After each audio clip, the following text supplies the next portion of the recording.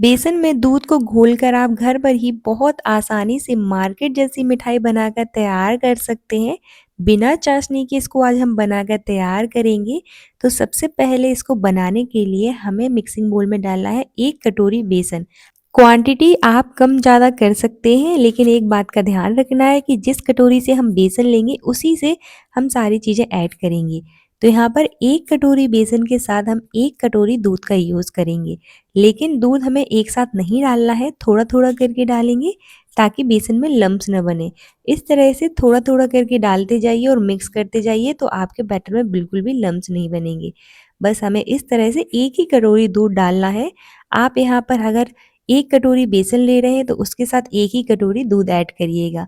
सारी चीज़ें मेज़रमेंट के अकॉर्डिंग डालेंगे तो आपकी जो बर्फ़ी है बिल्कुल परफ़ेक्ट बनकर तैयार होगी। तो वीडियो को एंड तक ज़रूर देखिएगा, तभी जाके आपको ये वीडियो समझ में आएगी। तो देखिए मैंने यहाँ पर 1 कटोरी दूध डाल दिया है और इसको बढ़िया से हम इस तरह से मिक्स कर लेंगे। इस तरह से लम्प्स भी नहीं बनेंगे और इस तरह के एक बैटर हमें बनाकर तैयार कर लेना है।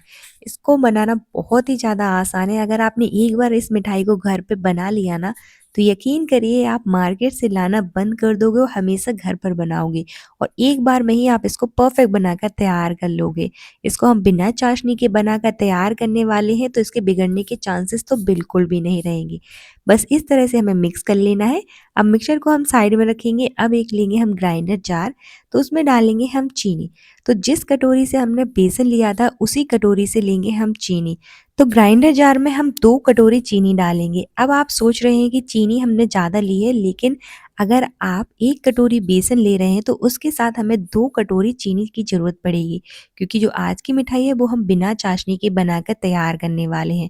तो इसके लिए हमें डबल चीनी लेनी पड़ेगी। अब साथ ही मैंने यहाँ पर इलायची 1 इलायची के बीज को डाल दिया है और बढ़िया से इस तरह से उसको ग्राइंड कर लिया है। तो बढ़िया से हमें उसको पाउडर फॉर्म में तैयार कर लेना है।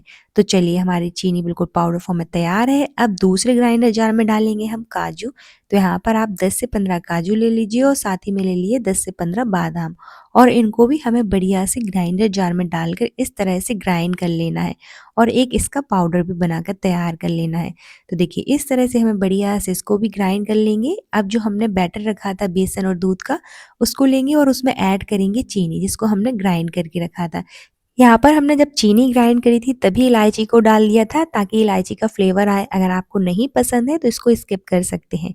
बस एक साथ हमें सारी चीनी का पाउडर डाल देना है। अब जो हमने ड्राई फ्रूट्स का मिक्सचर बनाकर तैयार किया था उसके पाउडर को भी ऐड कर देंगे। ये बिल्कुल ऑप्शनल है। आप चाहें तो ड्राई फ्रूट्स को स्किप भी कर सकते हैं। मैंने यहाँ पर इसलिए डाला है क्योंकि इससे बहुत ही ज़्यादा बढ़िया टेस्ट आता है। ये बिल्कुल ऑप्शनल है, आप चाहें तो इसको स्किप भी कर सकते हैं। बस इतनी ही चीज़ें डालनी है और बिना पानी डाले हमें इसको बढ़िया से मिक्स करना है। एक बात का ध्यान रखना है कि इसमें हमें पानी का बिल्कुल भी यूज़ नहीं करना है। जब हम बैटर बनाएँगे तो हमें सिर्फ़ 1 कटोरी दूध का यूज़ करना है, उसी से हम अपना बैटर बनाकर तैयार कर लेंगे। बस पानी का मैंने बिल्कुल भी यूज़ नहीं किया है और इस तरह से बढ़िया से मिक्स कर लेंगे। तो ईज़िली इस तरह से मिक्स हो जाएगा और एक बैटर के फॉर्म में तैयार हो जाएगा। तो बढ़िया से इस तरह से उसको मिक्स कर लीजिए ताकि इसमें कोई भी लम्प्स ना रहे। तो देखिए यहाँ पर बढ़िया से मिक्स हो गया है और इसमें कोई भी लम्प्स भी नहीं है। तो इसी तरह का हमें एक मिक्सचर चाहिए। कंसिस्टेंसी भी आप चेक कर सकते हैं। मेज़रमेंट के अकॉर्डिंग अगर आप सारी चीज़ें ऐड करते हैं तो आपकी मिठाई बिल्कुल परफेक्ट बनकर तैयार होगी। अब कोई भी थाली या ट्रे ले लीजिए, उसको सबसे पहले ऑयल या फिर घी से ग्रीस कर लीजिए। मैंने यहाँ पर उसको बढ़िया से घी से ग्रीस कर लिया है। थाली लिए आप ट्रे में भी इसको सेट कर सकते हैं। सारे काम जो है हम पहले करके रख लेंगे। चलिए मैंने थाली को ग्रीस करके रख दिया है। अब लेंगे कढ़ाई जिसमें डालेंगे घी। तो जिस कटोरी से मैंने बेसन लिया था उसी कटोरी से मैंने यहाँ पर 1 कटोरी जो है घी लिया है, देसी घी लिया है। यहाँ पर आप इस मिठाई को ऑयल से भी बनाकर तैयार कर सकते हैं, लेकिन अगर आप घी में इसको बनाते हैं तो घी में बहुत ही ज़्यादा अच्छा टेस्ट आएगा। आप चाहें तो यहाँ पर आधा घी आधा ऑयल का भी यूज़ कर सकते हैं, ये आपके ऊपर डिपेंड करता है। लेकिन एक बात का ध्यान रखना है कि मैंने अभी गैस चालू नहीं किया है। घी डालेंगे उसके बाद बैटर को डाल देंगे और अच्छे से मिक्स करेंगे। तो देखिए मैंने घी और बैटर को अच्छे से मिक्स कर लिया है। अब करेंगे हम गैस चालू। तो मैंने यहाँ पर अब गैस चालू कर दिया है। एक बात का ध्यान रखना है कि इसको हम लो टू मीडियम फ्लेम पर ही पकाकर तैयार करेंगे। हाई फ्लेम पर नहीं पकाएँगे, अगर आप हाई फ्लेम पे पकाओगे तो ये चिपकना स्टार्ट हो जाएगा। बस इस तरह से हमें चलाते रहना है और इसको पकाते रहना है। धीरे-धीरे इसकी कंसिस्टेंसी चेंज होती जाएगी, ये थिक होता जाएगा। अब यहाँ पर मैंने जो है ऑरेंज फूड कलर को ऐड किया है। ये बिल्कुल ऑप्शनल है, आप जो भी फूड कलर डालना चाहते हैं उसमें ऐड कर सकते हैं या फिर स्किप भी कर सकते हैं। ये बिल्कुल ऑप्शनल है। तो बढ़िया से इस तरह से मिक्स करते रहेंगे। अगर आप इस मिठाई को घी में नहीं बना रहे हैं, अगर ऑयल में बना रहे हैं तो कोशिश करिए कि रिफाइंड ऑयल में ही बनाएँ। अगर आप सरसों के ऑयल में बनाएँगे तो इसमें से स्मेल आएगी। तो बस हमें ऐसा ऑयल यूज़ करना है जिसमें से कोई स्मेल ना आए।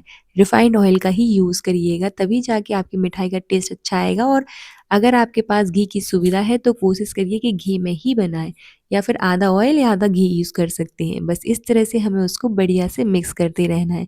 जैसे-जैसे आप पकाते जाओगे ना तो जो बैटर का टेक्सचर है वो चेंज होता जाएगा और उसकी कंसिस्टेंसी इस तरह से चेंज होती जाएगी। उससे पहले अगर आप मेरे चैनल पर नए हैं तो चैनल को सब्सक्राइब और वीडियो को लाइक करना ना भूलें और ज़्यादा से ज़्यादा शेयर करें। और मुझे कमेंट सेक्शन में ज़रूर बताना कि आप ये वीडियो कहाँ से देख रहे हैं और आपको ये रेसिपी कैसी लगी, ताकि मुझे पता चले कि आपको मेरी रेसिपीज़ कैसी लगती हैं। अपना फीडबैक ज़रूर दें। तो बस इस तरह से देखिए आप चलाते रहेंगे ना तो जो हमारा बैटर है इस तरह से थिक होता जाएगा। मैंने इसको लो टू मीडियम फ्लेम पर बढ़िया से इस तरह से पका लिया है।